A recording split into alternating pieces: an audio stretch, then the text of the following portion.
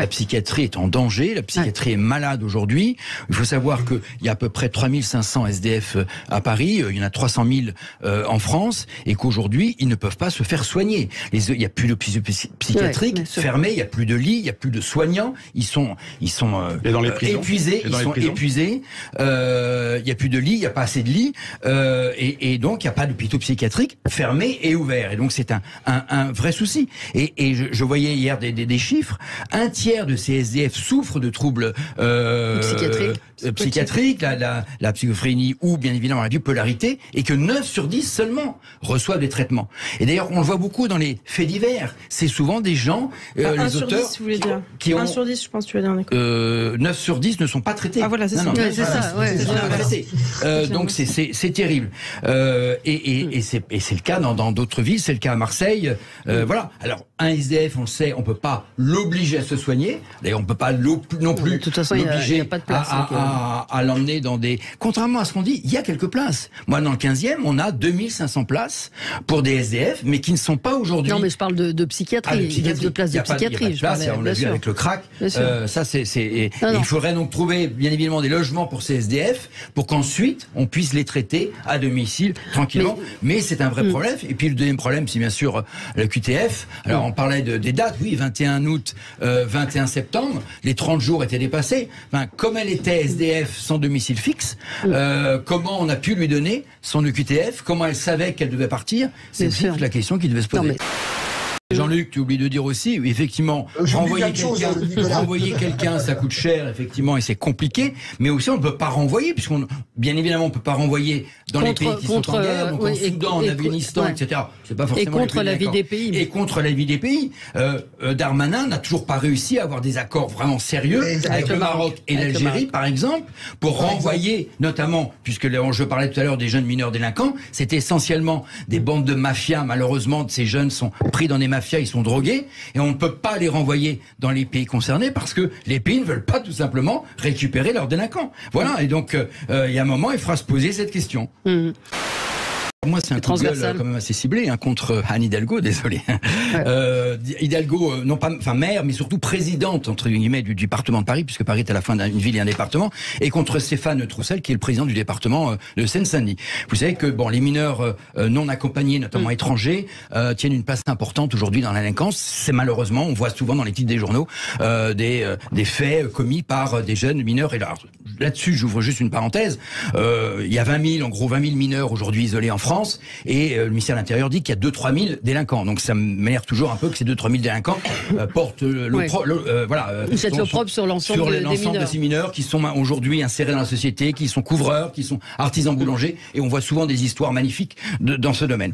Bon, mais en tout cas, fin 2019, une loi a été créée pour mettre en place un fichier biométrique centralisé pour permettre de répertorier et de recenser tous ces mineurs isolés. Ça permettait, d'éviter que les faux mineurs se rendent et déposent leur demande parce qu'ils seront suivis ensuite. Ça évitait qu'ils fassent en amont les faux mineurs de faire la demande dans plusieurs départements pour bénéficier à chaque fois de l'aide. Et puis ça permettait également de suivre les mineurs qui sont délinquants et de voir s'ils peuvent bouger de département et département.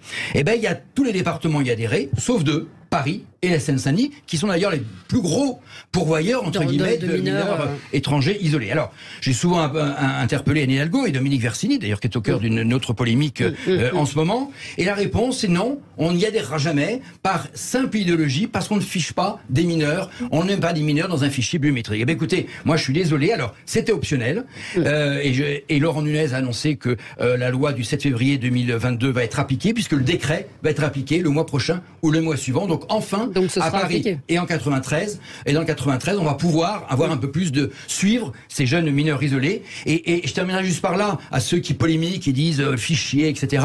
Un jeune vrai mineur, il n'a qu'une envie, c'est d'être dans ce fichier pour avoir ses papiers, trouver un boulot et s'insérer dans la vie. Voilà, c'est à la fois un coup de cœur, un coup de gueule et une note d'optimisme quand même.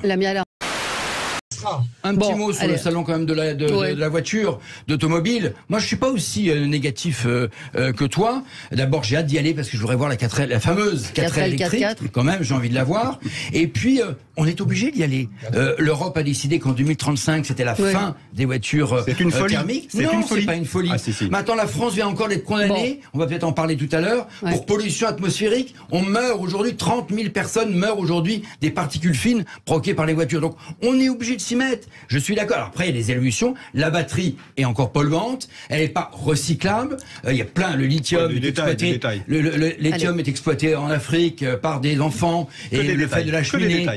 Pardon ? Que des détails. C'est pas que des détails, c'est important. Voilà, c'est très très important. Bon. C'est bien et pas bien. Bien parce qu'effectivement, Jean-Luc Mélenchon réunir quand même 50 000 personnes. Aucun, effectivement, notre parti politique, en tout cas nous la droite, on serait incapable de le faire. Mais c'est pas bien non plus parce qu'ils n'ont pas réussi à engranger derrière tous les gilets jaunes. Et donc finalement, on avait dans l'ordre des manifestations uniquement les militants. De la France insoumise, de NUPES, d'une façon générale, et encore même pas la gauche traditionnelle. Donc c'est à la fois positif et négatif, je trouve. Voilà. Allez, je voudrais qu'on avance. Voilà. Il faut de toute façon aujourd'hui augmenter l'ensemble des salaires en France. C'est d'ailleurs l'objet des campagnes présidentielles, il était là-dessus. Tant qu'on n'augmentera pas au moins de 20% l'ensemble des salaires, alors c'est pas l'État doit réduire. C'est pas aussi simple que ça. On a eu une femme entrepreneur hier qui réagissait en disant moi je peux pas.